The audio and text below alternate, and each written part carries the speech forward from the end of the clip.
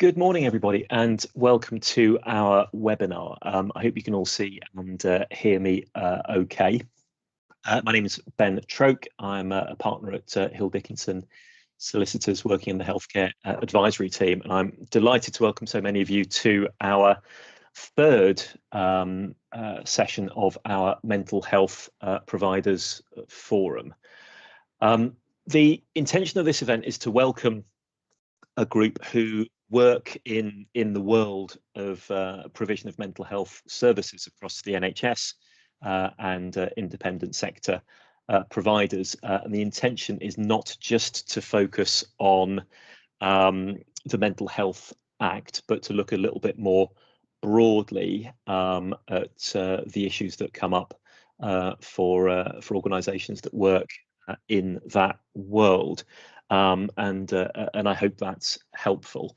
Let me just run through a couple of bits of housekeeping before I tell you what's on the agenda for today.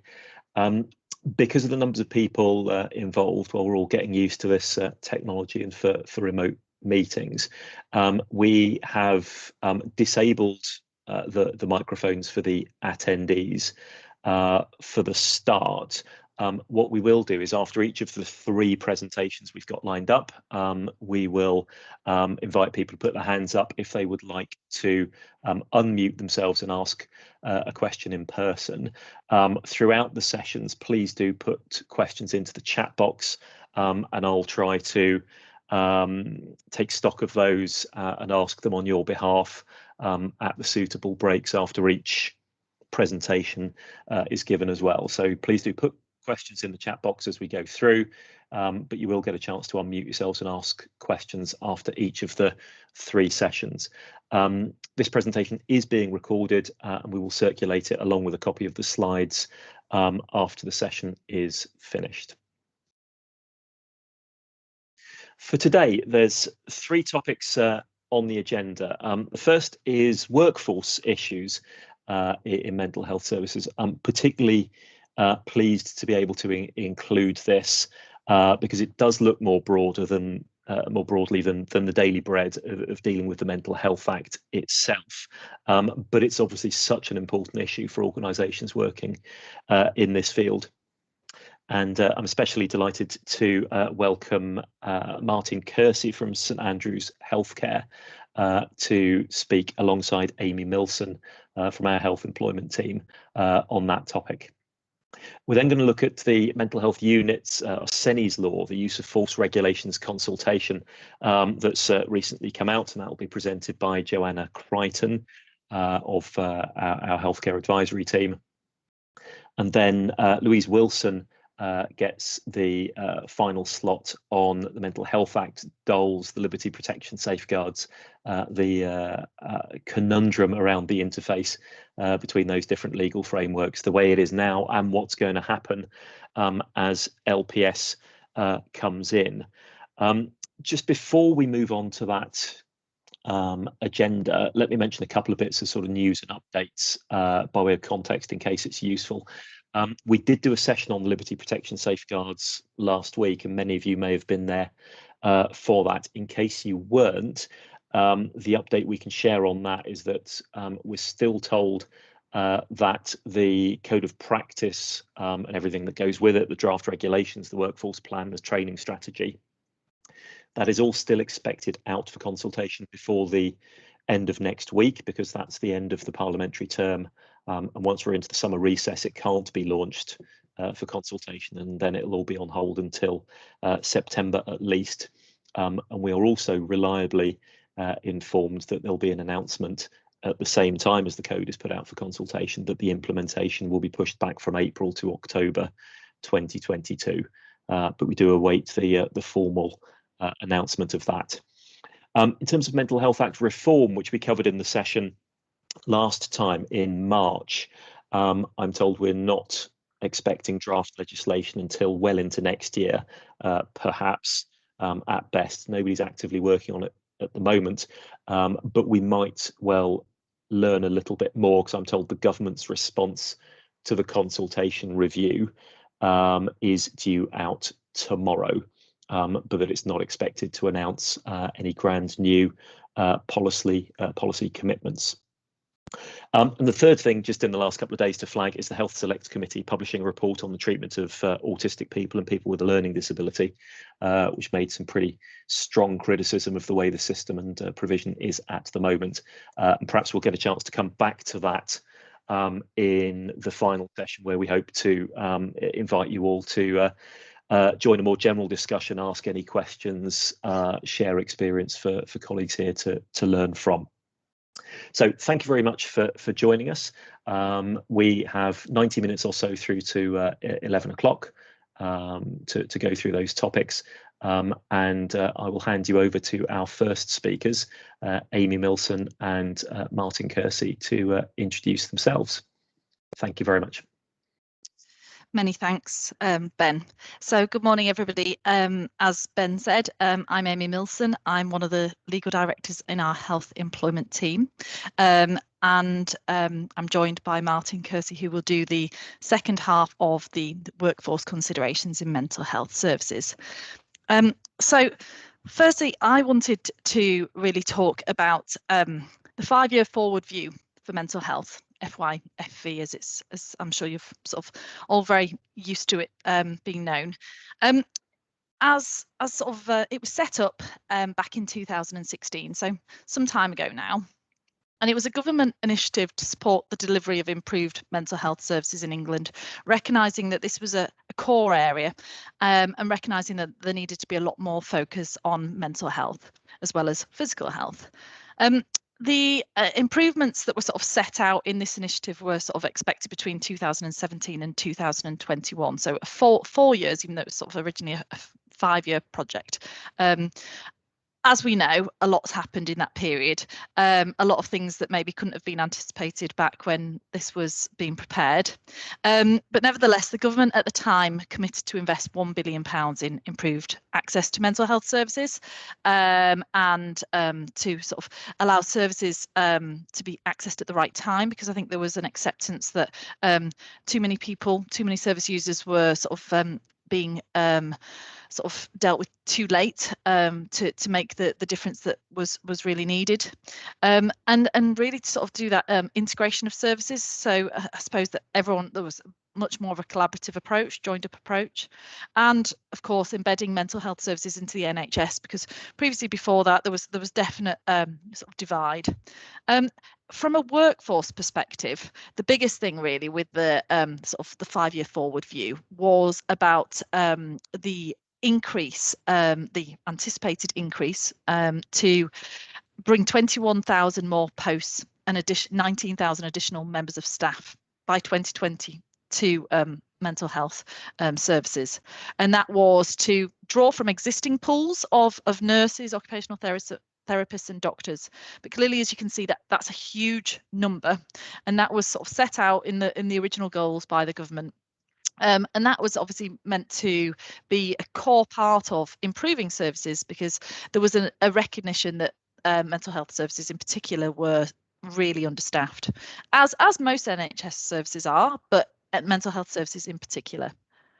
So stepping forward to 2020/2021, this was the actual workforce plan that actually sat together with the FYFV initiative, and that really set out some key action points from the workforce perspective on really how to achieve these ambitious targets, but these necessary targets.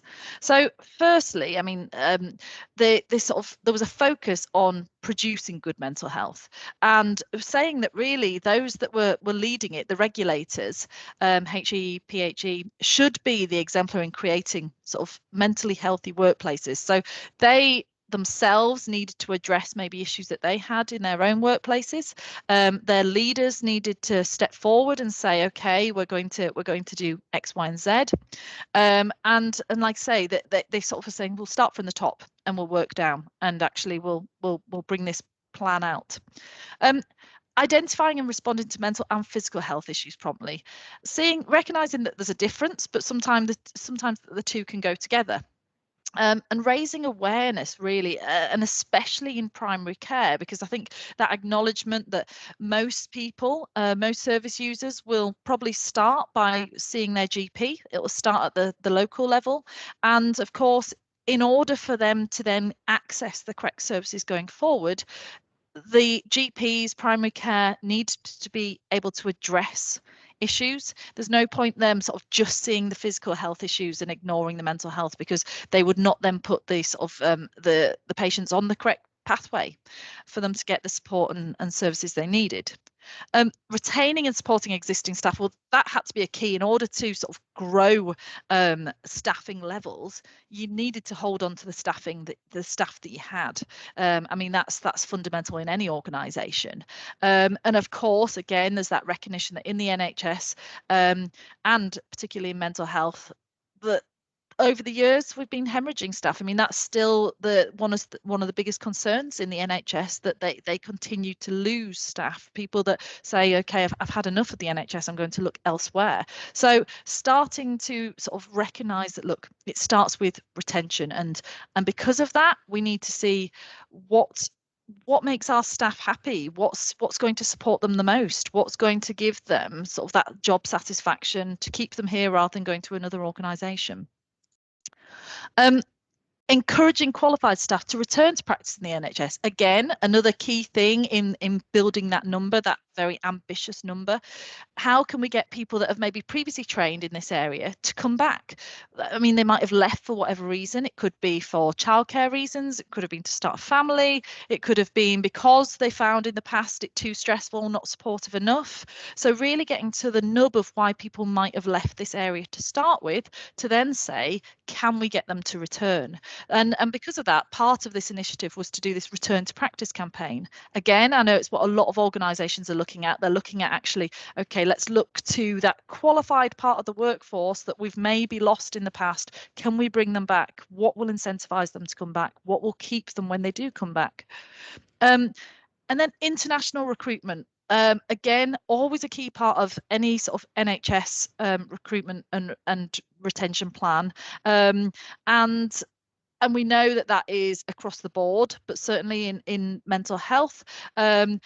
It's been an interesting one, as you'll appreciate, and again, something that couldn't have been anticipated probably when this sort of plan was drawn up. The changes that have happened over the years, what with COVID, probably, well, stopping international travel, Brexit making that extremely difficult, extremely challenging. I've certainly had clients who have therefore had to look outside Europe and go to India, for example, to sort of say, okay, let's try and take it outside of Europe because of the difficulties caused by Brexit. But of course, that's then, even that has been locked down because of COVID. So that was maybe their plan a couple of years ago, and then that's been affected again. But certainly international recruitment was one of the big drivers in this initiative to build this workforce number.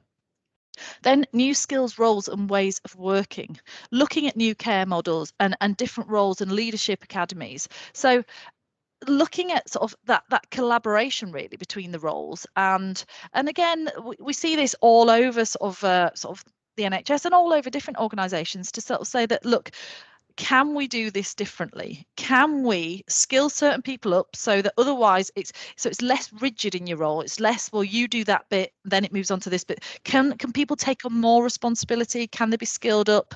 Can they to therefore allow this working collaboratively more, and to allow sort of, I suppose, gaps in sort of service delivery to be filled? Expanding the talent pool of future staff, encouraging medical students to have psychology A-levels and ensure rotations in mental health. Because again, there was always been this difficulty in recruiting in mental health, because traditionally a lot of medics they've done the traditional medical route. Maybe some haven't even gone into, like it says about the rotation into mental health, so they've not even got that skill base to even think of it as an option in terms of where they will end up qualifying, which that in itself is a problem, because if they're never even going to be skilled in it, they're never going to think of it as an option, they're never going to go into that area, and so straight away mental health is on the back foot compared to maybe sort of being able to recruit into the more acute areas. And then attracting people to work in mental health. This this was obviously going to be key. It was looking at ways of understanding the obstacles that are there, recognizing ways to for clear career pathways, thinking, okay, are people leaving because they're thinking that there's sort of a blockage in them being able to progress, looking at sort of retaining the clinicians, looking at the things that were making them unhappy maybe in their practice, to then go and say, okay, if they're the things that have been making them unhappy, if we can address that, that'll make it more attractive to recruit people going forward, because we've got a happier workforce. They'll be able to speak on our behalf to go and recruit new people. And then increasing the number of applicants for clinical training courses. Again, it goes back to the training piece. It has to be, it's fundamental that if you're not even getting people at that training point, you're never going to get them into sort of qualification point. Supporting and retaining trainees, there is that recognition that it is it's a challenging route, and often trainees in particular, when they've got the stresses of training, developing, it might be that step too far. So can we support the trainees better to make them want to continue on this pathway?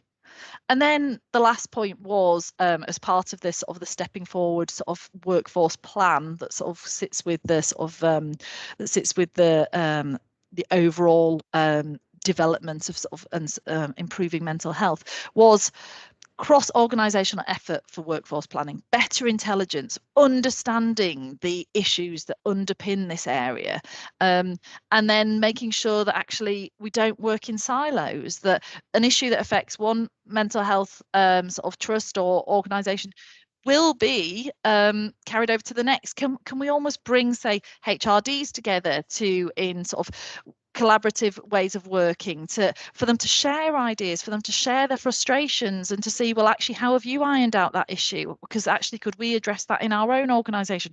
Sharing resource and sharing information, that always has to be key to change. And I think, again, it was recognised that it had to be one of the motivating factors for bringing change to sort of mental health services. So where have we got up to now? Looking at it sort of in July 2021, well, the FYFV initiative has come to an end. That sort of time span has expired. It was an important milestone to mental health, rightly so. It has drawn attention to this area. It has driven forward the healthcare agenda. And there have been some of the targets hit. It certainly hasn't been without its successes. For example, we know there's been increased spending on mental health as a whole. We know there's been raised awareness as a whole. And we know that, for example, children and young people's access to mental health services, the target that was set has been hit and indeed exceeded, or certainly that's the government's sort of figures. Whether or not you want to take that with a pinch of salt is another thing, but nevertheless, that's what they're saying. They're saying that they've hit and exceeded targets. But on the workforce, from the workforce perspective, it's been less successful.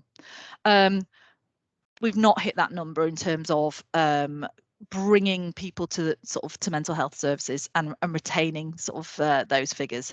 For example, the ambition to deliver 570 new psychiatrists, for every 3 adverts that are out there, 2 out of 3 remain unfilled. So that's 1 in 3 are being filled. So we can see there's a huge gap, and similar struggles are being felt in other sort of clinical recruitment. Of course, like the obvious is like that international recruitment that is going to have fallen on its face, and you could say, well, some of these things have been outside the government's initiative and control.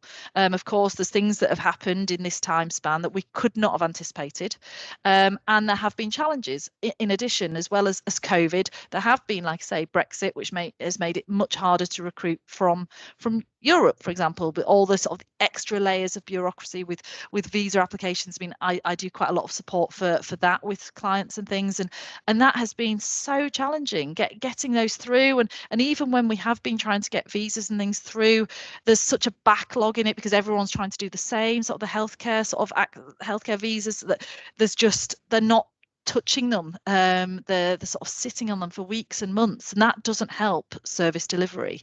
So of course we're facing huge struggles from that clinical recruitment element.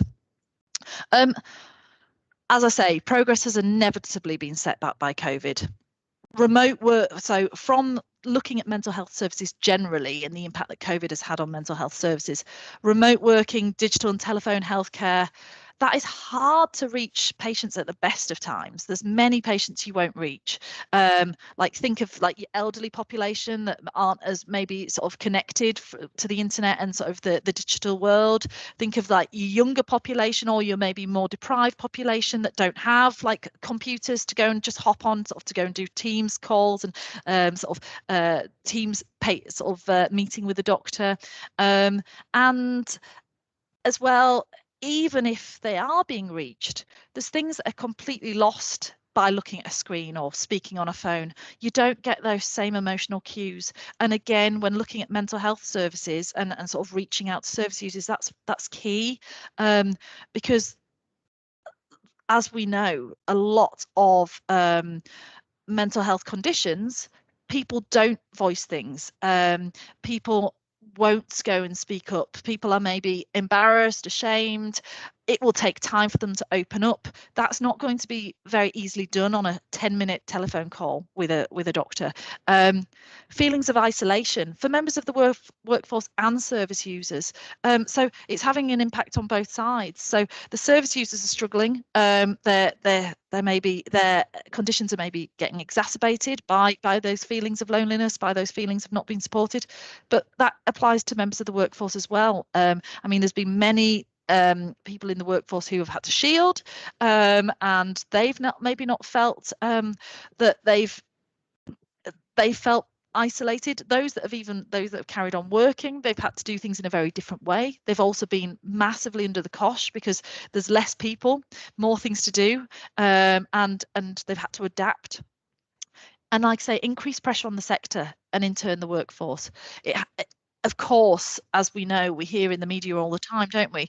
The impact that COVID has had on mental health to us all, and in particular those that were already extremely vulnerable.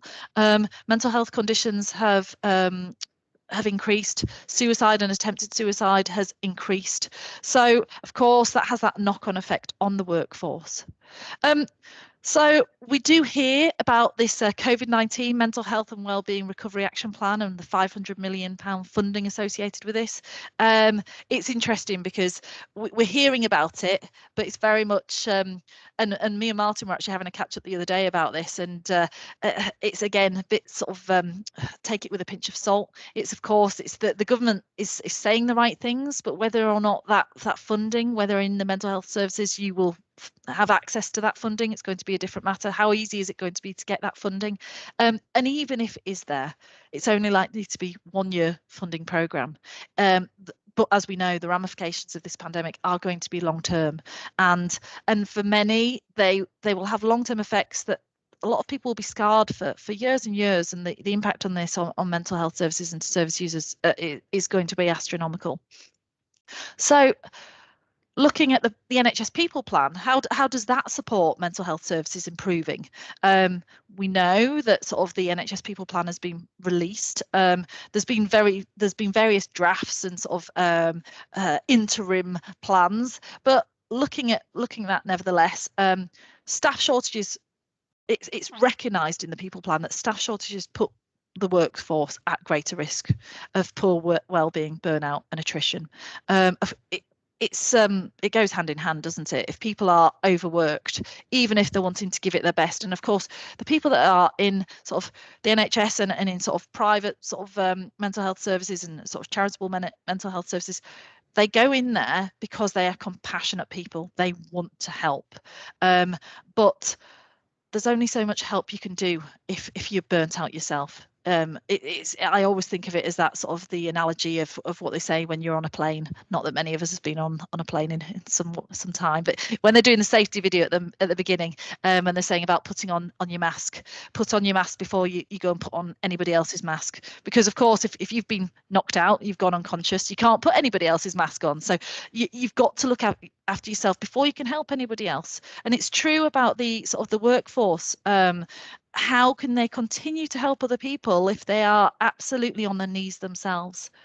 We know that the workforce in mental health services is acutely affected by burnout and by sort of suffering from the day-to-day just being ground down, and the shortage in staffing does not help with that. So national strategies have set substantial targets for expanding mental health for the mental health workforce.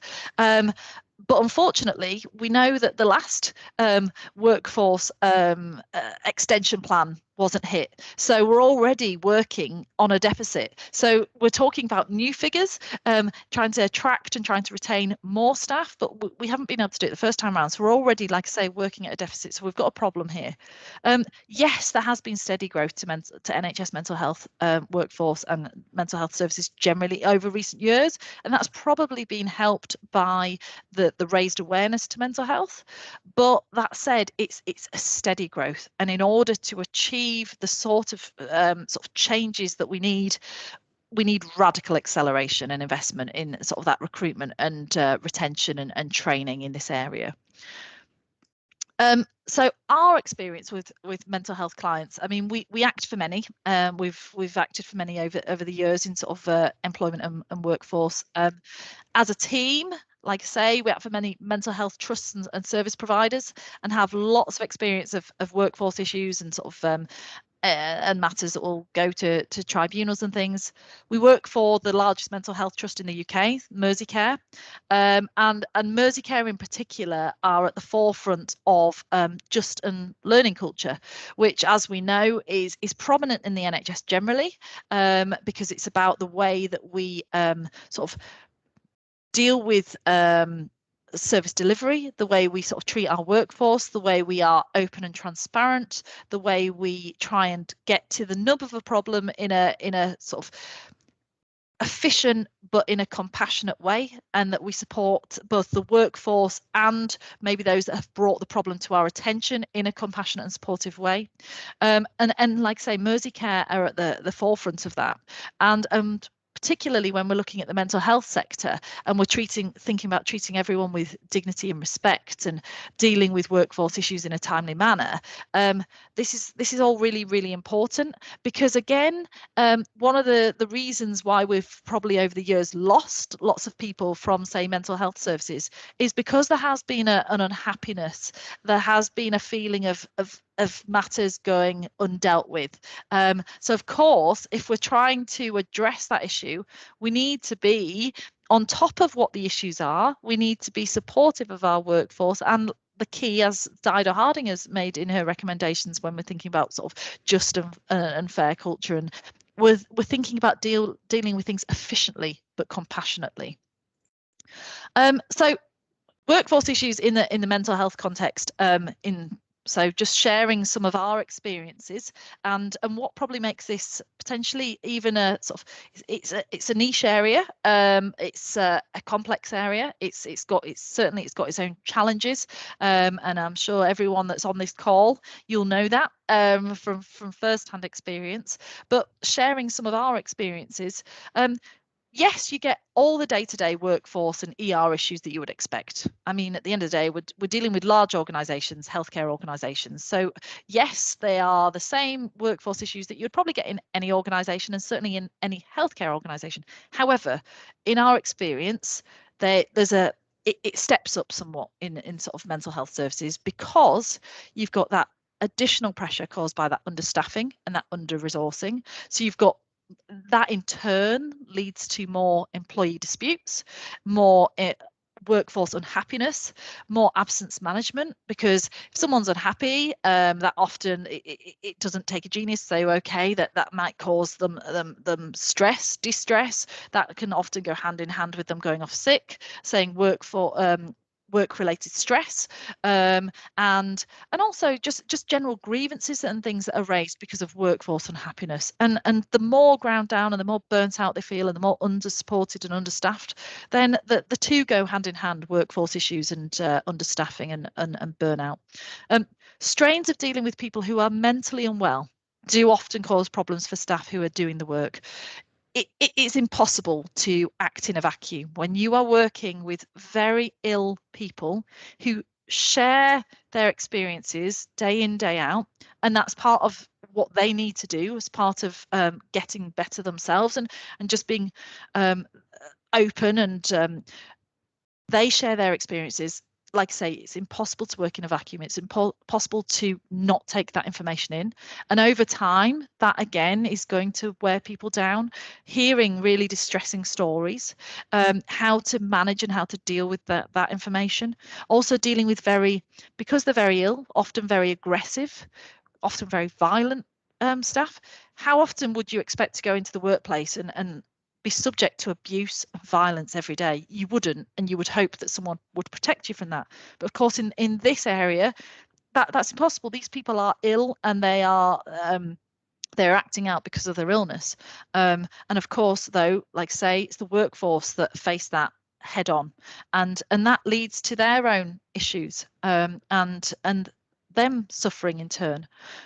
Mental health trusts have to be even more aware as well about the possibility of staff being driven to extreme actions in difficult workforce scenarios. And again, we see it time after time. The scenarios they face, the extreme situations that they face, mean that they might not deal with the situations in the way that in a very calm environment you would. You're acting under pressure. You're acting often in sort of that fight or flight response mode, and it doesn't bring out the best in any of us necessarily, even those that are the most compassionate. So of course it's going to have a radical impact on how staff respond, and both at the time and after the event. It can mean that when many staff can also turn to drug and alcohol dependency, can think suicidal thoughts, and our clients and we have that heightened awareness and sensitivity to that in the cases that we deal with. So moving on now to Martin. That was just some of my experiences, but I know he's got a lot more dealing with this firsthand. So thank you very much.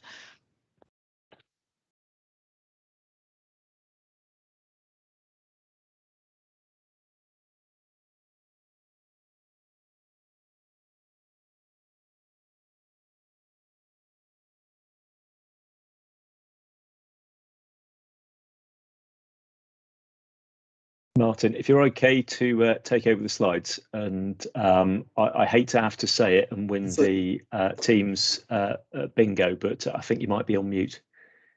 So Ben, thank you very much for that, to go through. Pleasure to join you this morning to go through Martin. That first kind of like mute button, isn't it, really, that we have. So St Andrews Health Chair, we're probably the largest mental health care charity in the UK. We've been going for 183 years, which is probably 100 years longer than the NHS. We transform lives. We take some of the most vulnerable people who have extreme suffering. We give them hope. We promote recovery. Every day, our staff are kind of like helping these people to live as a normal life as they possibly can. And I have to say, it's inspirational. It's amazing the work that people do every kind of like day that we'd have. We've got 600 patients that are inpatients, either medium secure or low secure. And then we've also got patients within the community, Ministry of Justice, vet service, etc., and so forth, that we'd have in place.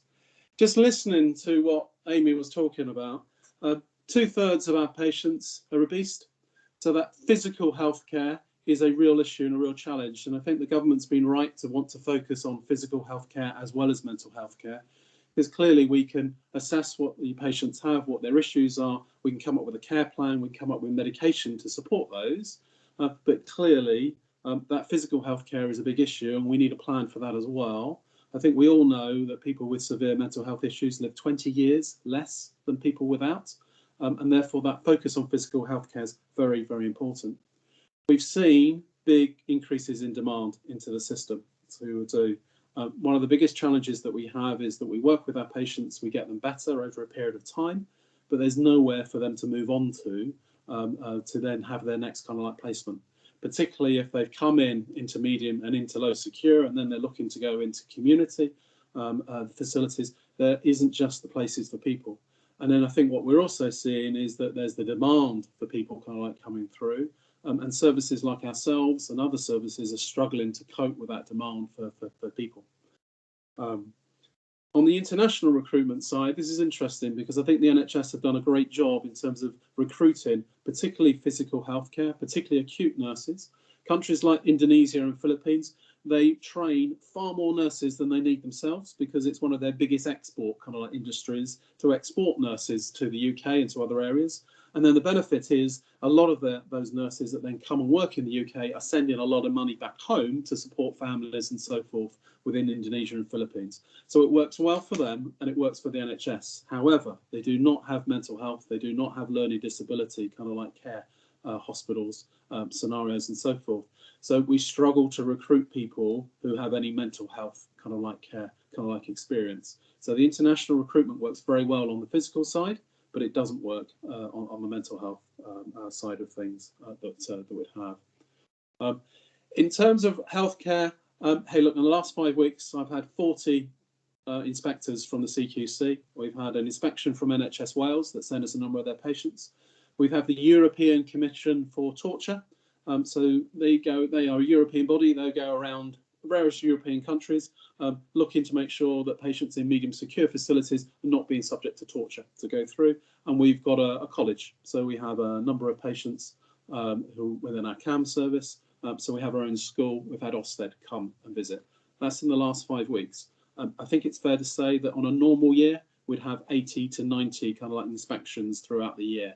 So it's highly regulated. There's obviously a very good reason for that because we don't want to have a Winterbourne and so forth, but it gives a real focus in terms of we spend a lot of our time on assurance and governance rather than on business development to go through. Government policies, clearly there's been closer to home. So that's affected us tremendously because we're a national centre for mental health. Our head office and our main hospital is in Northampton. But the government's initiative has been very much to those patients in the southeast, in the northeast, in the northwest should be treated kind of like closer to home. So we've had a lot of patients that were with us that have gone back to those types of areas, and the pressure is very much on us to have people from the East Midlands in place.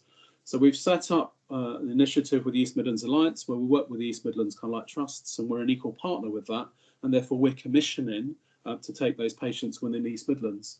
But what we tend to find is that we're really the main organisation with that medium secure, and we have seclusion rooms where other providers don't have seclusion rooms, and therefore those patients tend to come to us. But those patients that come to us tend to have a higher acuity, they require more support, they're more complex, and they're more challenging to deal with that we'd have. Funding, huge pressure on the system, huge demand on the system to go through. Our increase in our tariff is a 0.2% that we get from the NHS. We know pay inflation's at 5%. We know that pay is a real challenge within the area. There's articles about that in the papers all the time. But we need to be making efficiency savings year on, as does the NHS, to actually make the books balance. So we're not really seeing that increase in funding for our mental health kind of like patients to go through. And then what we tend to find in healthcare, we've got a lot of clinicians who are very much focused on their patient, and it's very much clinicianally led to go through. And they want the best for their patients. They want more staff, they want more resources, they want more care opportunities, they want more placement opportunities for their patients. However, we then have to balance the books to go through. So we're under financial pressures that were just explained above. And very often our clinicians do not understand, that there isn't a money tree, to use Theresa May's kind of like words. And that puts real pressure within the charity in terms of clinicians wanting to do more and expecting to do more and being quite outraged that we're not spending the money to support their patients and the development of the patients and helping the patients get better against actually what we can afford to do. And I've already mentioned the assurance challenge with business development. In terms of the workforce, I mean, the NHS have 100,000 vacancies. That's what we want to do. So I'll say that again. It's 100,000 vacancies the NHS have. Clearly, there's a lot of vacancies in nurses. But in terms of psychiatrists, 3% of doctors choose to do psychiatry to go through. Most doctors want to become a surgeon to go through, and you go to medical school and it's all about becoming a surgeon. I don't quite understand, because why would I want to break people's bones and hips and so forth? But only 3% become a psychiatrist to go through, and there is 1 in 6 psychiatry positions in the UK are vacant. The NHS have an ageing workforce, so the average age of their nurse is probably nearer 50. They can retire as a mental health nurse at 55. So there's a real ticking time bomb within the NHS. And there hasn't been the investment in training more nurses. The good thing is, with COVID, there's a 39% increase in people wanting to become a nurse, but there hasn't been over the period of time. So there's that real ticking time bomb within the NHS. It's going to put huge pressure on those more vacancies that one has. We have a unionised environment. Recruitment takes a while to bring people on board.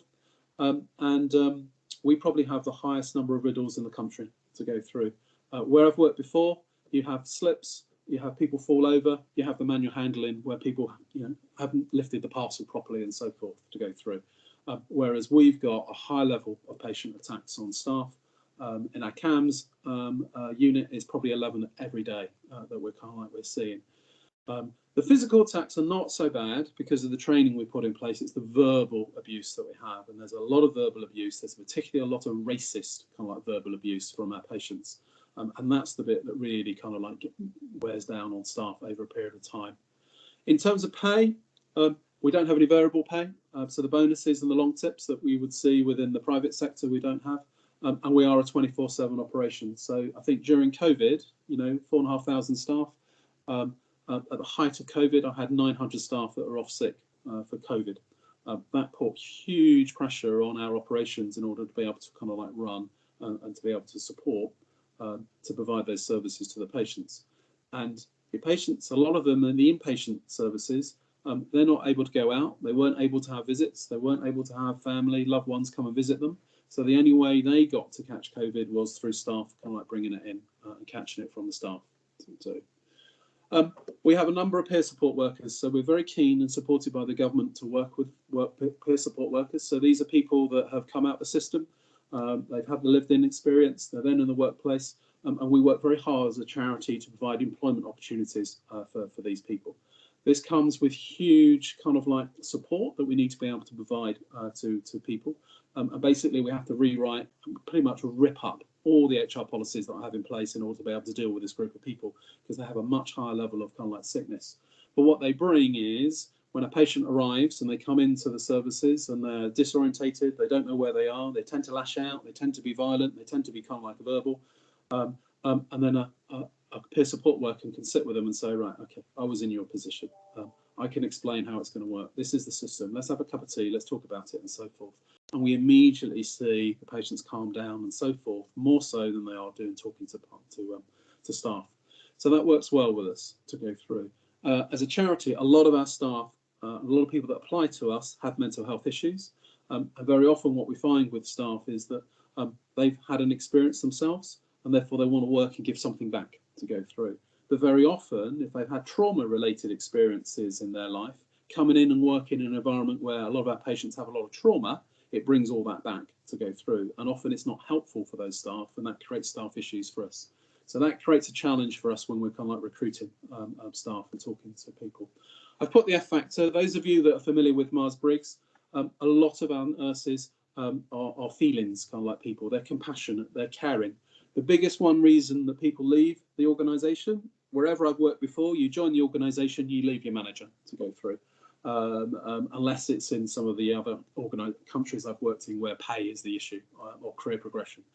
Here, people leave because they go and care for their mum or their grandmum or a family member. That's the reason they leave to do.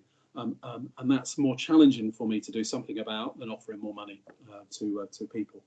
And then because they are compassionate and caring, whilst they're good at managing the patients, they're not very good at managing other staff. They want to be popular, they want to be seen to support people, and therefore they struggle to provide the difficult messages that HR people and legal people pretty much excel at providing those messages. We tend to find in healthcare they really, really struggle. and that causes a lot of issues when we come on to some of the employee relations issues and so forth. As a charity commission, I've got a 50% cap on my trustees. So when I have a unitary board, so when I'm trying to recruit non-execs, it's a real challenge for me in terms of being able to do that. Post-COVID, I think Amy said it, our staff are tired. They're absolutely exhausted to go through, and we're seeing increases in stress, increases in absence, and people are less likely to take up those extra shifts, to do additional hours, to do overtime and so forth, which then creates kind of issues that we'd have. ER issues, it speaks for itself. And then in terms of trauma, a lot of our patients have severe trauma. So we talk about ACEs within our CAMS services, and a typical ACE will be your parents split up to go through, and therefore as a child you experience trauma. Our patients have got 6 to 7 ACEs, so this means high levels of abuse, high levels of kind of like drug, high levels of alcohol dependency and so forth to go through, and really quite severe trauma, which they then share with our staff. Our staff are then affected by that to go through, and quite often you can't sleep at night because that's what the patients kind of like shared with you that we'd have in place on those. So I think those are some of the challenges that we kind of like we have. I think at this bit, I think we open it up to questions, I think. Thanks, Martin. Martin, Amy, thank you both so much. I thought that was absolutely fascinating. I've learned an enormous amount. I've not seen any questions come into the chat box particularly, so we'll give people a chance to put a hand up to show that they would like to ask something, perhaps on camera, and they can unmute themselves for that. Perhaps while people have a chance to do that, I was tempted to ask something about Dido Harding's recommendations, but I won't. Can I ask you both, perhaps?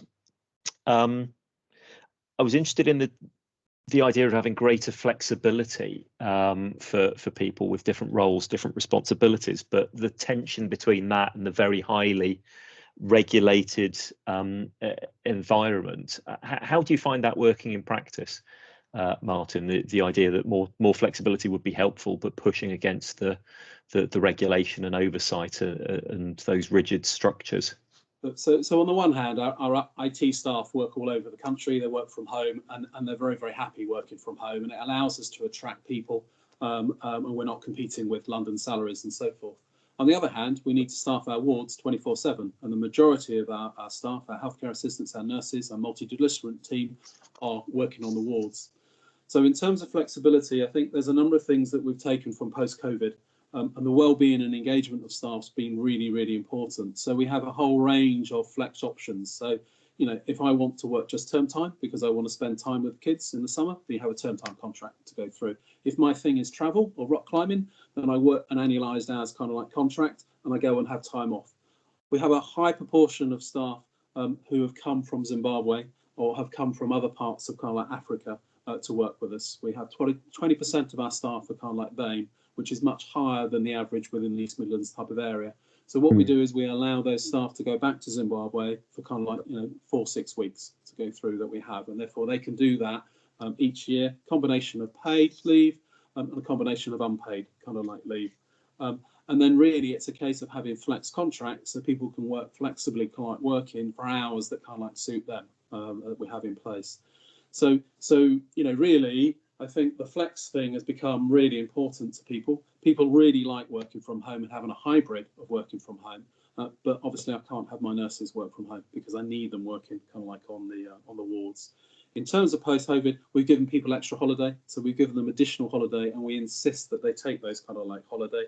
We have a range of things like Pizza Thursdays, where we're kind of like talking to people. But probably the most important thing that we have is the reflective practice that is done on the wards to really be able to discuss the patients, discuss the issues with them, to talk about these reformers in place.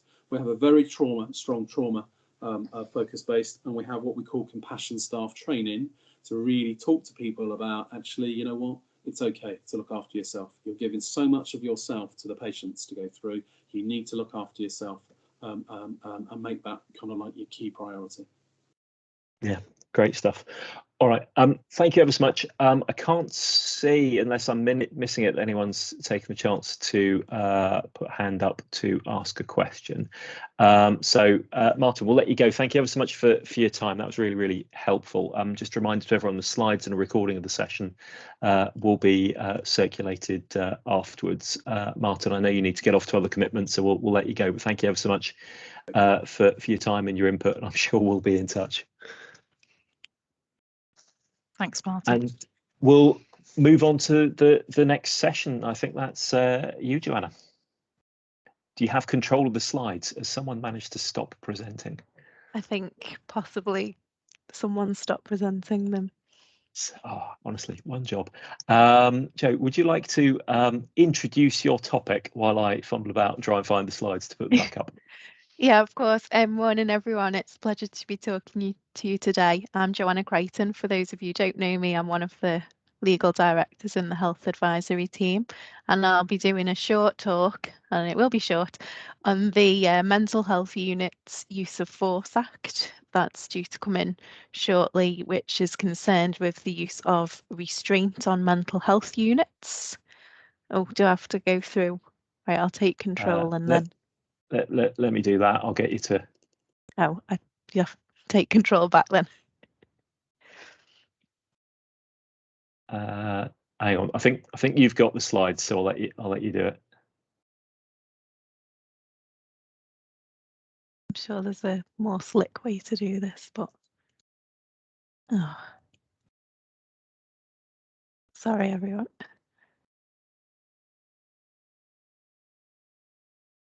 Right. Over to you. Sorry about that. Thanks, Joe. You carry on. No worries. Thanks, Ben. So yeah, the piece of legislation I want to talk to you about is the Mental Health Unit's Use of Force Act 2018. So as the name suggests, it came onto our statute books in 2018, but it's not yet in force, unfortunately.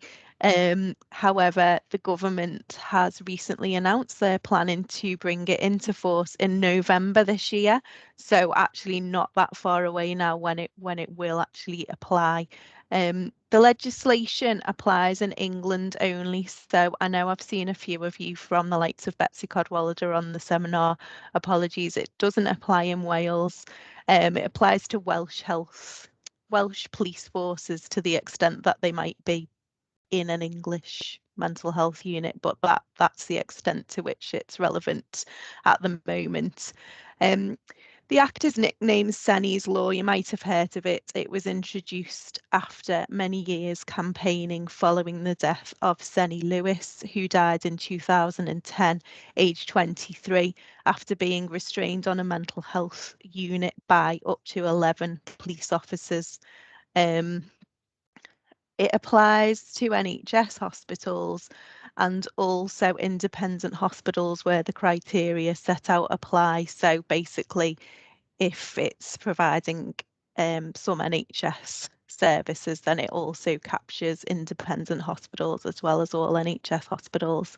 So you can see on the slide there that restraint or force is defined quite widely, and it includes physical, mechanical or chemical restraint, so using sedating medication as well as hands-on restraint, and also isolation, segregation, those types of things. So it is quite a wide-ranging act.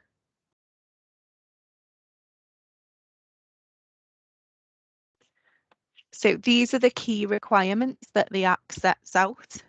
First of all, each unit has to have a responsible person, and they must be of an appropriate level of seniority within the organisation, and the responsible person is therefore required to ensure that the organisation complies with the Act and has the responsibility to ensure that all of the subsequent requirements are done.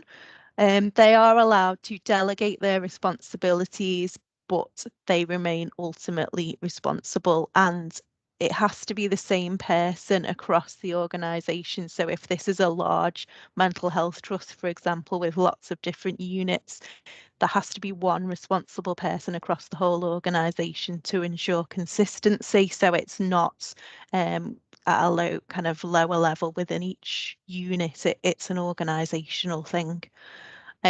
So the Act then requires the organisations to have a specific policy on the use of force, and they have to keep that under review.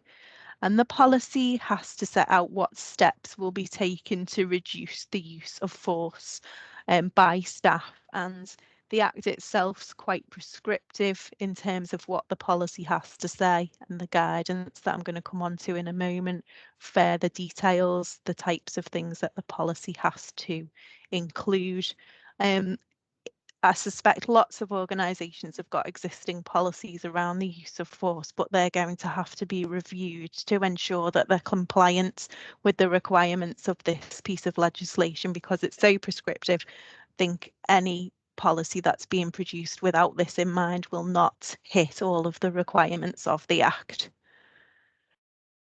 So the next requirement under the legislation is a duty to publish information, and it's about providing information to patients about their rights, and there's again fairly stringent details about what the information to be provided needs to include, and this has to be provided to all patients on admission.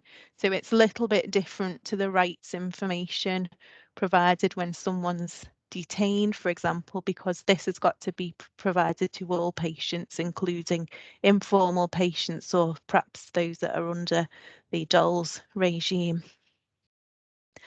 So the next part of the legislation talks about training, and training has to be provided to all staff working on the unit in respect of the use of force.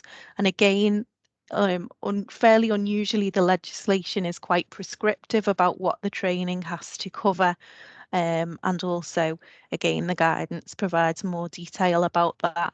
But the policy is very much about a rights-based approach, trauma-informed care, thinking about the implications of the use of force on individuals and aiming to reduce that and make it in only exceptional circumstances that this would be used, and also involving patients in the planning, development and delivery of their care. There are also some requirements with respect to record keeping, and there must be a record kept of any force used by staff which is more than negligible. So if you think back to the earlier slide, this is more than just hands-on physical restraint. This is talking about chemical sedation as well, and use of isolation and segregation. And that has to also include things like sex, race, sexual orientation, and the statistics have to be published each year by the organisation. Finally, there are some provisions for police officers, and this is in the context of Zenny Lewis's death, obviously involving restraint by the police as opposed to the mental health unit staff themselves. And the Act requires that when the police attend a mental health unit and are involved in assisting staff, they have to have their body-worn cameras on at all times where this is reasonably practicable, and it also includes British Transport Police as well. So a consultation on statutory guidance under the Act has been opened on the 25th of May, and it's open for another month until the 17th of August. So I've included the link on the slide. Obviously, when you've received the slide, you'll be able to click on that link and go to the consultation if you'd like to take part. So, as I've said, the guidance expands upon the requirements of the Act in order to help individuals understand their obligations, and as well as providing more of the detail, it's very much talking about the policy behind the Act. So the emphasis again on the human rights based approach emphasising that all use of force must be rights respecting, lawful and compliant, and it's aimed at reducing the use of force. It will run alongside existing guidance, so you'll be familiar with the Mental Health Act Code of Practice. Obviously a lot of guidance in there, particularly around, say, segregation and seclusion. That all still stands, and this piece of guidance will run alongside it. So the guidance follows the same framework as the Act, so the same headings that I've just gone through with you about the legislation, obviously providing more detail under each heading, and then the consultation questions currently at the end of each section of the guidance essentially are asking you to say whether you think that the obligations under the legislation and the guidance are clear enough, or if it's not clear, and say why you think it's not clear. So I won't go through the whole guidance in detail, but I'll just pull out some of the key things that might be useful to know and that you might have a view about, that you potentially want to feedback in the consultation. So the guidance provides more detail about the definition of mental health units, and I'm sure we can all anticipate what a mental health unit is. It includes, you know, the range, child and adolescent mental health wards as well, wards for people with learning disabilities or autism, specialist mental health, eating disorder services, captures all of those. It's helpful to know possibly what's not included in that definition. So the accident and emergency department isn't included. Section 135 and 136 suites are excluded from the definition, as are outpatient departments or clinics.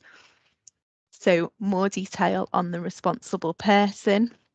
So this isn't necessarily required to be a new appointment. It's expected that this would be new responsibilities for an existing member of staff, but it does have to be a permanent member of staff and sufficient seniority. The guidance suggests of an executive director or equivalent level, such as the chief nurse or medical director. So that's the level that they're expecting the responsible person to be at. In respect of policy, it's useful to know that there also needs to be consultation before the organisation finalises its policy, and that should include current and former patients and their families. So that might be something that needs to be mobilised now if we're looking towards a date of November. And again, it's more detail about the rights-based approach and when it's appropriate to use force and when it isn't. So the information regarding the use of force again covers the same things that the policy would need to cover, and the patient's rights and highlighting to them how they can complain if they want to afterwards, and it has to be in an appropriate format for patients, so there'll need to be easy read guides produced, etc., to make this accessible to the range of patients that might need to have access to it. The guidance also states that the information should be offered to those who might witness a use of force, as they could be distressed, and recommends the opportunity for people who've witnessed the use of force to be given a debrief with members of staff. Turning to the training, the guidance provides more detail about who should have the training. So all staff, including temporary and bank staff, need to have appropriate training. It needs to cover things like equality and diversity, as well as what you'd expect in terms of techniques that might be used. The guidance does confirm that staff need to be given confidence that it will be appropriate to use force in some circumstances. So although the aim is very much around reducing the use of force, it's not banned, and there are occasions when it's appropriate to or necessary to use force. There'll be annual refreshers of this training required, and the guidance sets out some certification requirements in terms of the training that can be accessed. And finally, in terms of the recording of the use of force, the guidance talks more about what's meant by negligible, and essentially it really is negligible. So an example is given of using a flat guiding hand to direct someone or support them, so not gripping. A flat hand directs someone appropriately and stipulates that contact must be so slight that the person can at any time override or reject the direction of the guiding hand. So that's the type of thing that is being considered negligible. Anything over and above that has to be recorded, and all of the recording requirements that are set out. So I hope that was a useful brief whistle-stop tour of the legislation and the guidance and some of the new requirements. I appreciate that there's a lot in there that mental health units already do and already have to do, but there are enhanced requirements and some more work to be done, I think, before November, and particularly around the cultural and a policy shift, perhaps in respect of the use of force more than ever before. And as you say, Joe, a chance now for people to chip in and influence the consultation on those that guidance before it's set in stone. I've got a hand up, which I'll be pleased to come to in just a second, Emmeline. But while I try and do that, I had a question into the chat box, which I'll pass on to you, Joe, to pick up if you can, please. Thank you, Ron. It is right that patients are provided protection under the Act. What protection is given to hospital staff under the Act when they are required to restrain a patient?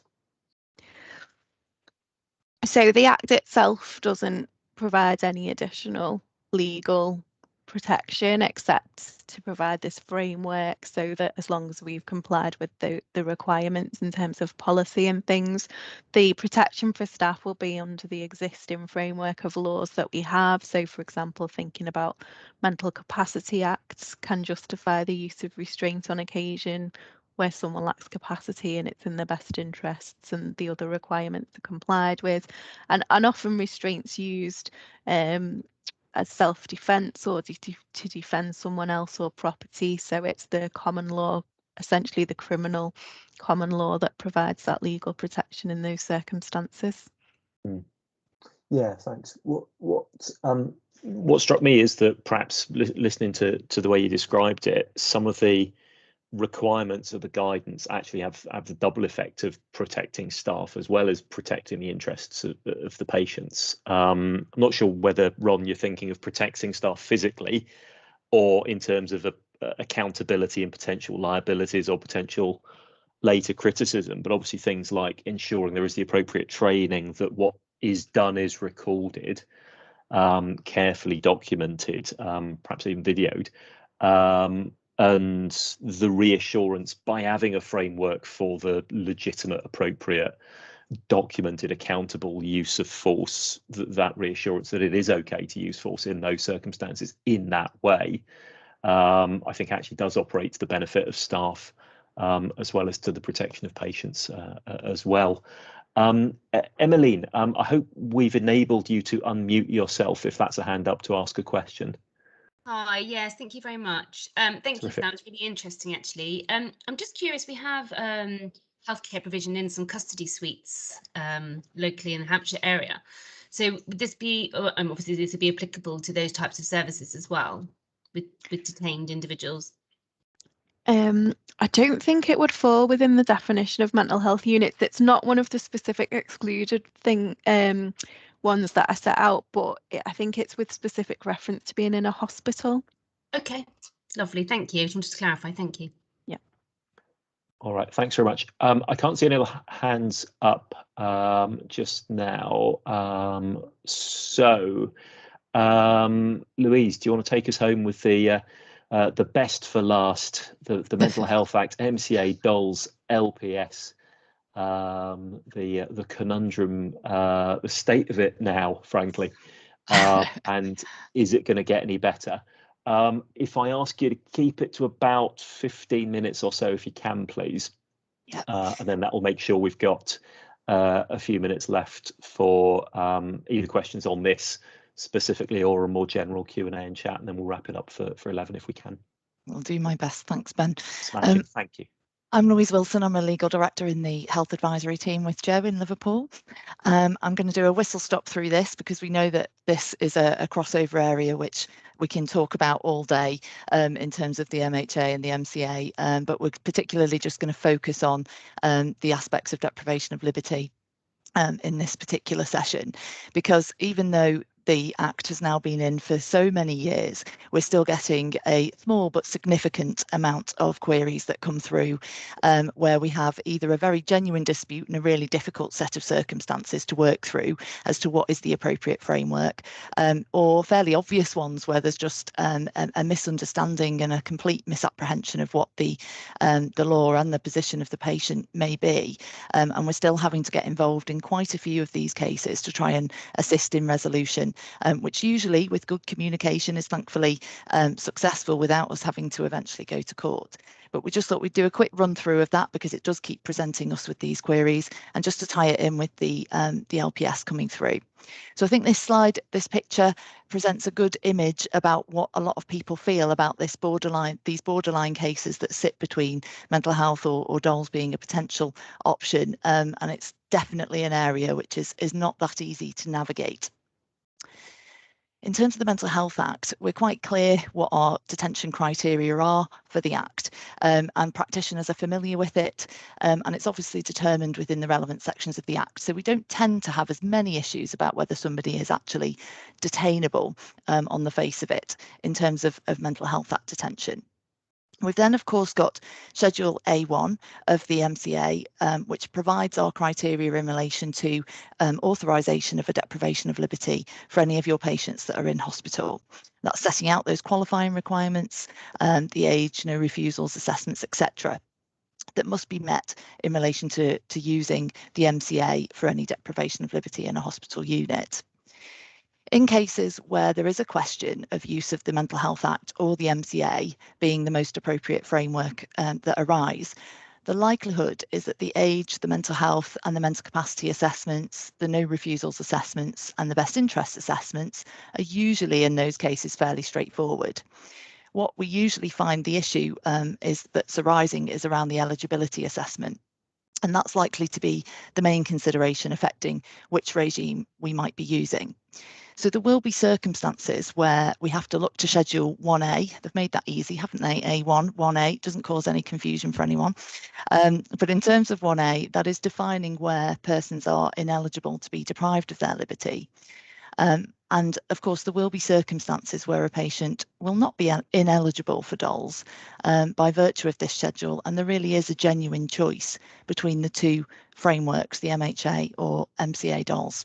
It is a much maligned piece of legislation, proves difficult for people to interpret in practice at times. In terms of the way that we have to try and navigate it, we've meant to have some guidance in both the Mental Health and the Mental Capacity Act codes of practice, and helpfully both at Chapter 13.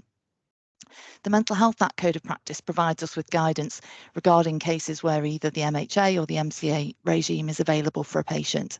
I won't repeat all of that relevant information at the moment, that's accessible to you.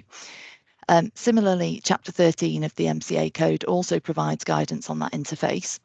And it could be argued that the codes seem to point practitioners towards the MCA, where there's a binary choice between the two acts, but there is limited information to support the use of either act as being less restrictive in practice.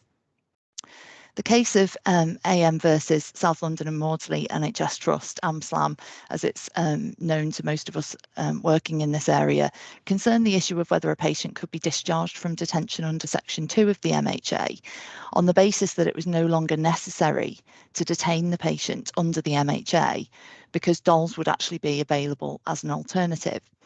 And the judge in that case, Mr. Justice Charles, held that the decision makers have to consider if a DoLS is available and applicable, and if so, whether and when that DoLS should be used. Essentially, which act ensures the assessment and or the treatment in the least restrictive way. And following on from that case, if you're determining that the necessity criterion isn't met under the MHA, only because you were saying that a DOLS could be put in place instead. If it's not possible for the authorisation to be put in place for practical reasons, it then would become necessary to detain the patient in hospital for treatment under the Mental Health Act, which would then become an available legal framework again. In terms of the situation for the process that we need to think about, if we've got a genuine case which sits between either legal framework, it's important obviously to consider the capacity of the patient, the test being set down in section 2 of the MCA. And following more recent case law, there is a suggestion that that should be flipped, that test. So the test in section 2 is namely whether at the material time the person's unable to make the decision for himself because of an impairment of or a disturbance in the functioning of the mind or brain. And to apply the test, it can be broken down into 3 questions. Is the person able to make a decision? If they cannot, is there an impairment or a disturbance in the functioning of the person's mind or brain? And if so, is the person's inability to make the decision because of that identified impairment or disturbance? So the ordering of the first and second questions there is the opposite to that set out in the Code of Practice as it stands at present. That will obviously be revised with the changes that are coming to the MCA. But in terms of case law, it's now clear that that ordering of flipping the test and following the actual order that's set out in the MCA itself is what should be followed.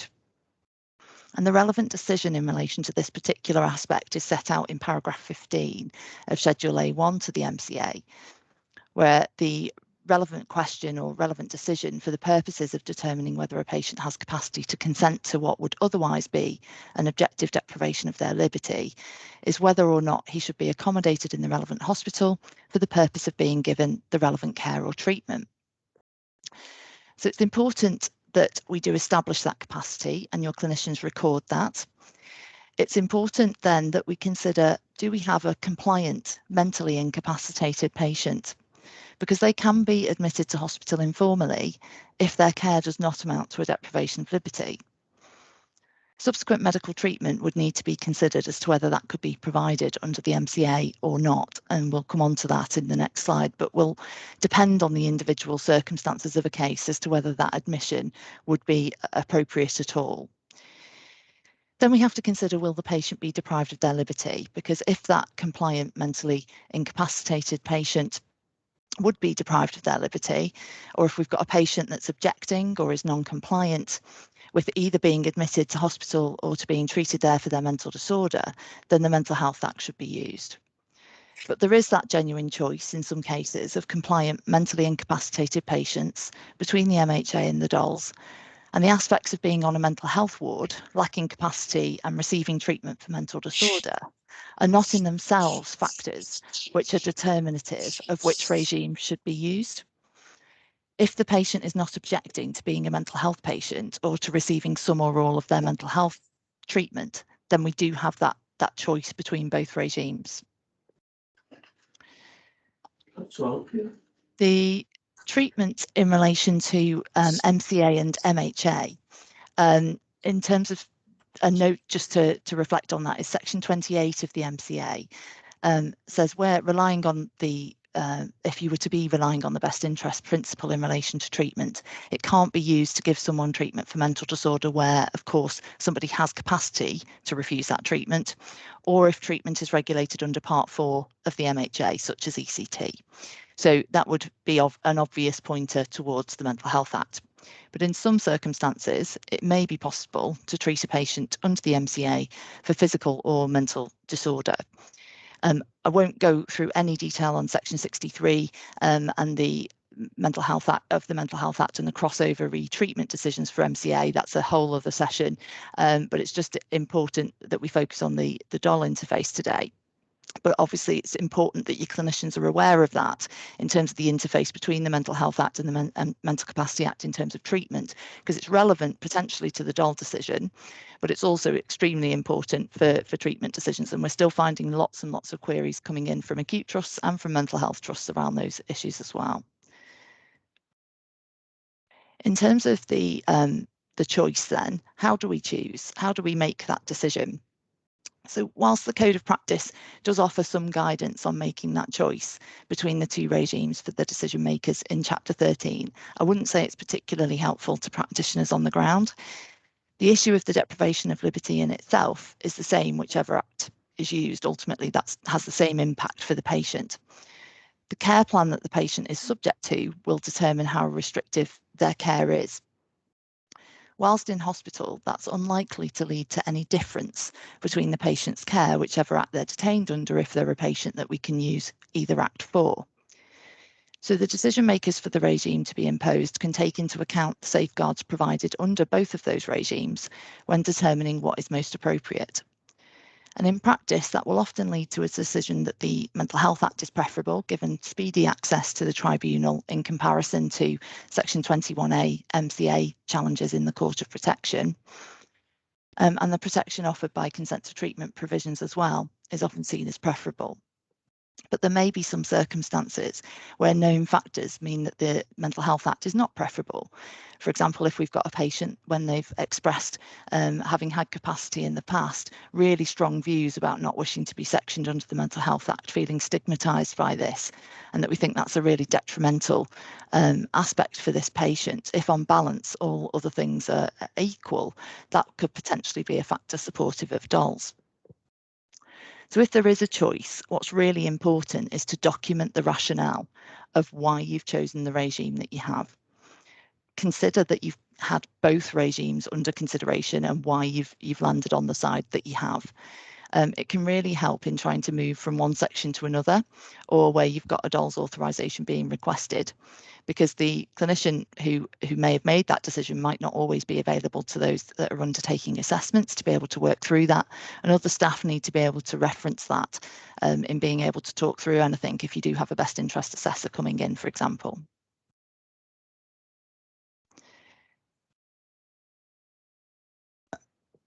So what if there's a delay in getting DoLS assessments? Because we know that that is a major problem, and it still is a major problem across the country.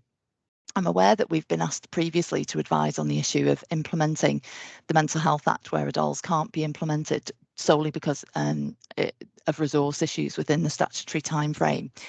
Locally, this stemmed from an event attended by a large number of AMPs, where a member of council from 39 Essex Street had raised about whether DoLS is an available framework, includes confirmation as to whether the local authority can put in place an authorisation within those statutory timescales. And I understand that his view appeared to be that if it was not possible for a DoLS to be put in place because of resource issues, then the patient should be detained under the Mental Health Act.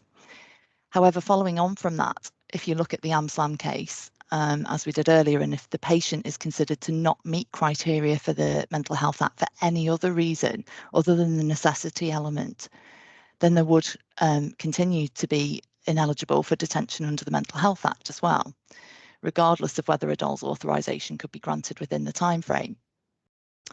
So in that circumstance, it's the Mental Health Act which is not an available framework because the patient's not eligible to be detained under the MHA.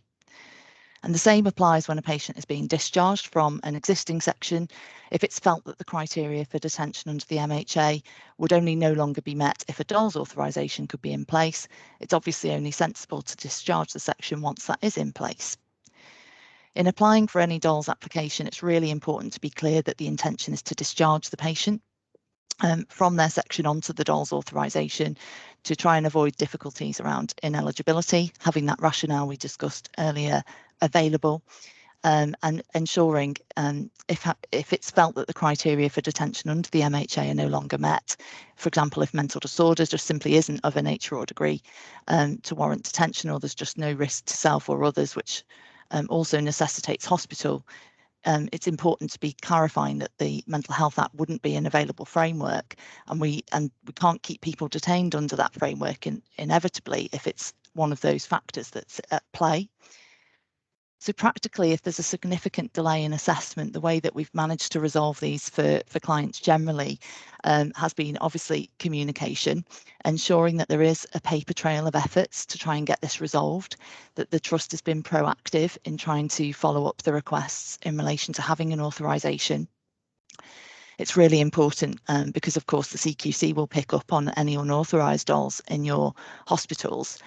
But if all other efforts are fruitless in terms of getting this dealt with, a letter before claim to the local authority has proved effective in cases that we've been involved in, and we've managed to get those assessments within usually the 14-day time frame that we've given them to respond. So, of course, there are Article 5 implications for any patient who is not authorised under either framework pending the resolution of these issues. So it is important to be proactive about this.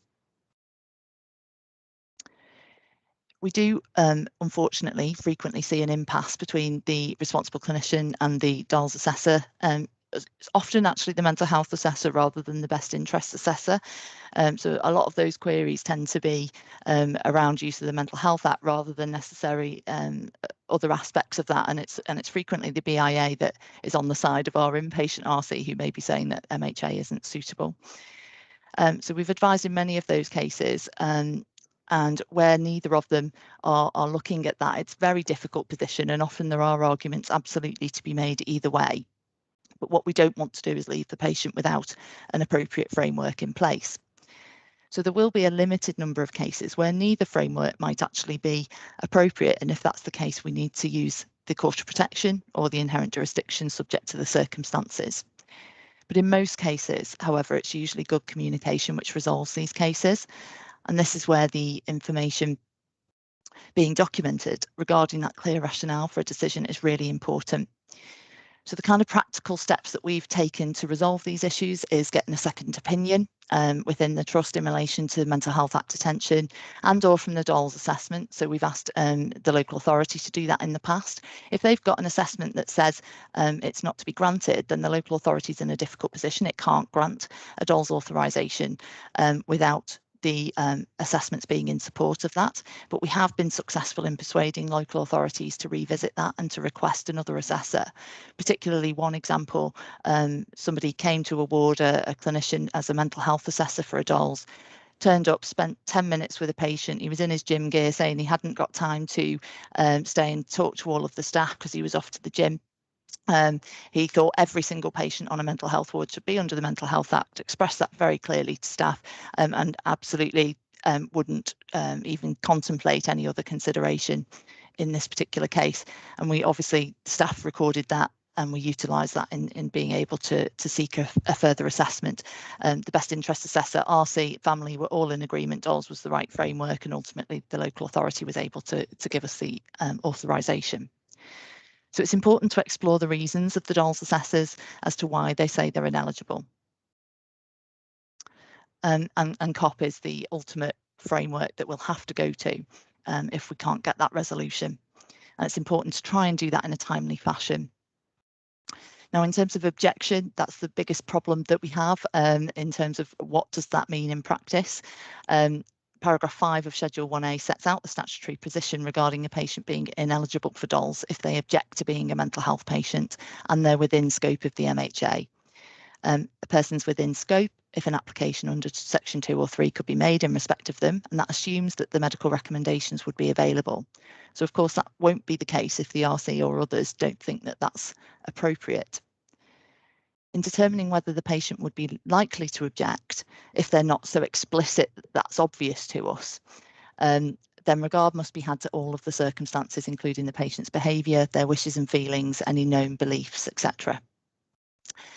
The DALS Code of Practice states that if there is reason to think that the patient would object if able to do so, they should be assumed to be objecting. And pointers for that, for example, would be covert medication for mental disorder rather than for physical disorder. That would be a pointer towards somebody objecting to mental health treatment without being an express objection, for example. So that might not be determinative, but it's factors like that that we would need to consider. So just looking at the interface with the LPS now and how that will look when we move forward, because this has always presented us with these issues, and then we're going to have to get used to another framework as well running alongside the Mental Health Act. The MCA Amendment Act 2019 set out the LPS. We've got an implementation date still set at the moment to 1st of April 2022, but that is likely to be delayed again. We're expecting an announcement imminently in relation to that. A draft code of practice and regulations are expected to be published imminently for consultation, and that should confirm much of the detail, but they have been delayed several times already. But what's important differences in relation to DOLS is that they will apply to 16 and 17-year-olds as well as those aged 18 plus, which obviously wasn't the case before. That's a welcome change. It means we're not going to have to go to court in relation to deprivation of liberty of 16 and 17-year-olds. Similarly, the LPS will apply in any setting, not just hospitals and care homes. So it will be in supported living. So it's part of your discharge planning. That will be important to think about that in moving patients on from hospital. NHS Trusts will be the responsible body for authorising LPS occurring where the person is deprived of liberty in their inpatient care. CCGs, or the integrated care systems that will be coming in, will be the responsible body for anyone under NHS continuing healthcare, and local authorities for everyone else, including independent hospitals. These are big changes for our clients. They'll have resource implications, and you need to be starting to think about how to implement this, how to plan around this. The definition of a deprivation of liberty won't change. There's a broader scope, including younger people. So think about discharge planning. Think about how there'll be a change in terms of urgent authorisations. They're not going to be there. There's a new section 4B of the MCA, which will identify emergency circumstances that can be applied in relation to a deprivation of liberty. There won't be best interest assessors anymore. There'll be approved mental capacity assessors. That will only be used in cases where a patient is objecting in any independent hospital, or if a responsible body makes a specific referral. And there'll still be a right of appeal to the Court of Protection. And implications of an unlawful deprivation of liberty, they don't change. And it's just worth noting that recent cases there's been a substantial increase in compensation awards.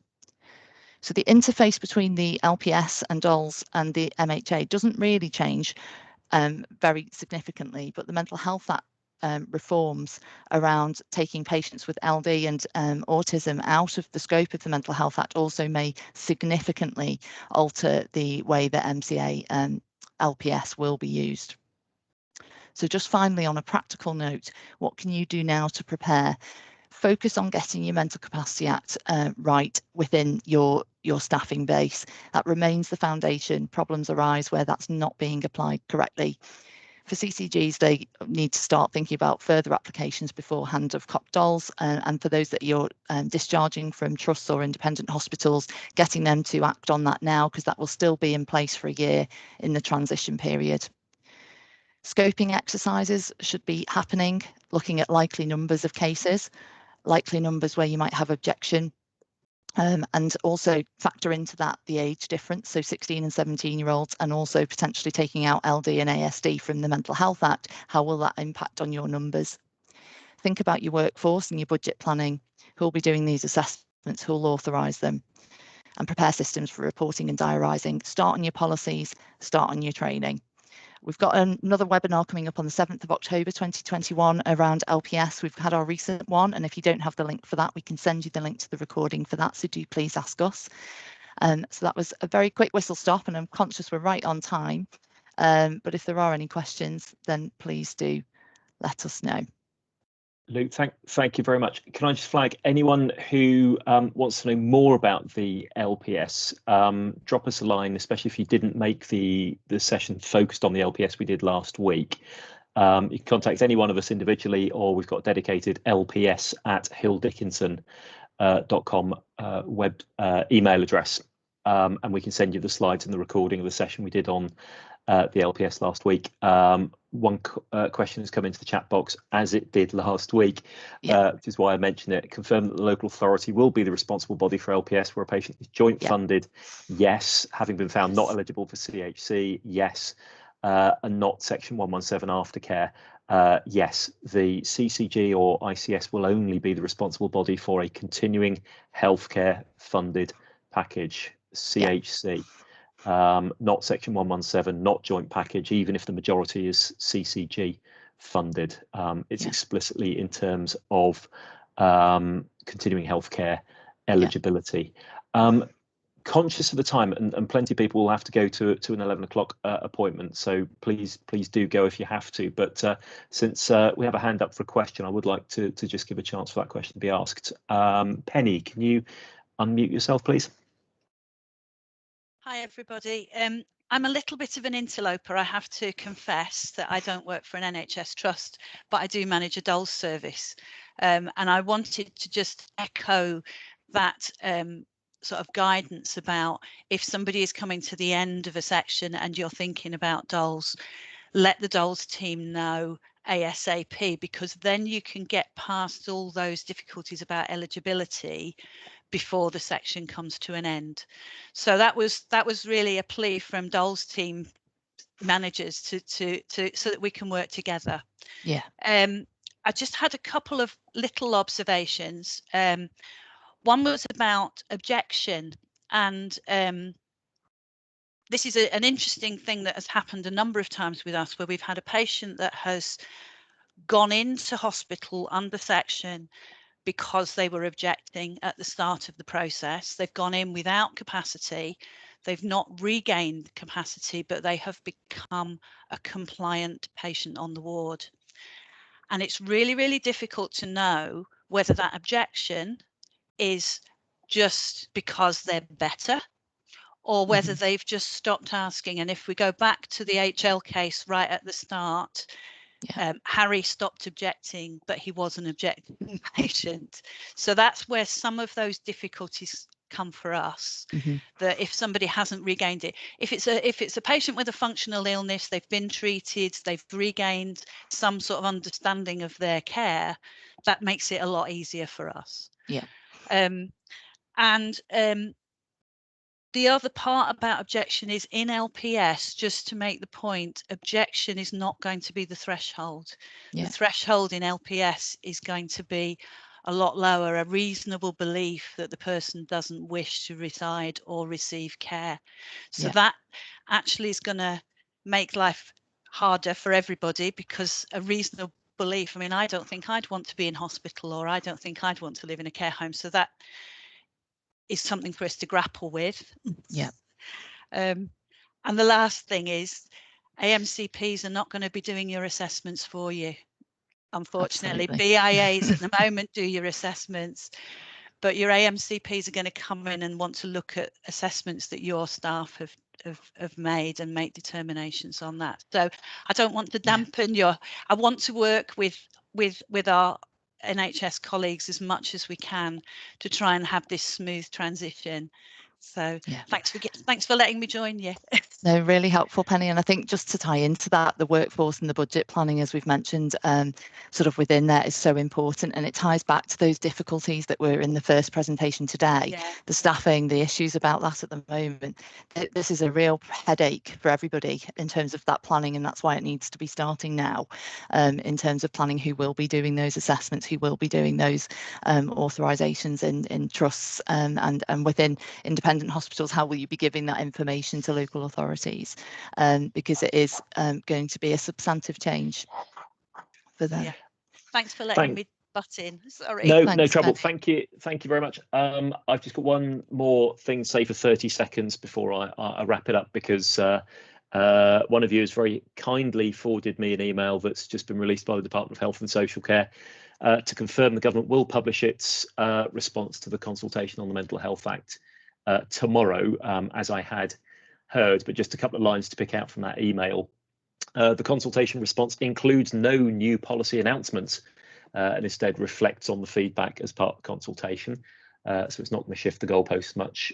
We will reflect on the feedback received across areas of reform, continue to test and develop our policy proposals, yada, yada, yada. We intend to bring forward a mental health bill which will give effect to many of the changes we wish to make when parliamentary time allows. So don't hold your breath. And what I've heard is that there's no dedicated team currently working on developing the policy into draft legislation. It's going to be a while, I would have thought, but that's the steer from the government response. Thank you all very much for attending. I'm sorry we've overrun by a few minutes. The slides and the recording will be sent out to everybody following the session. If there's anything we can do to help in the meantime, please do get in touch. The next of these mental health provider forum sessions will be in November. Do get in touch if you'd like to suggest any topics to cover. better yet, having seen how valuable I thought it was having Martin's perspective from a provider client, do get in touch if you would like to volunteer or nominate any speakers to join that session as well. Conscious again of all those issues discussed about workforce and burnout. Have a good summer, and I hope you get the break that everybody needs. We'll end the session there. Thank you all very much for joining us, and hope to see you all soon. Thank you. Bye bye. Thank you. Bye. Thank you. Bye. Bye.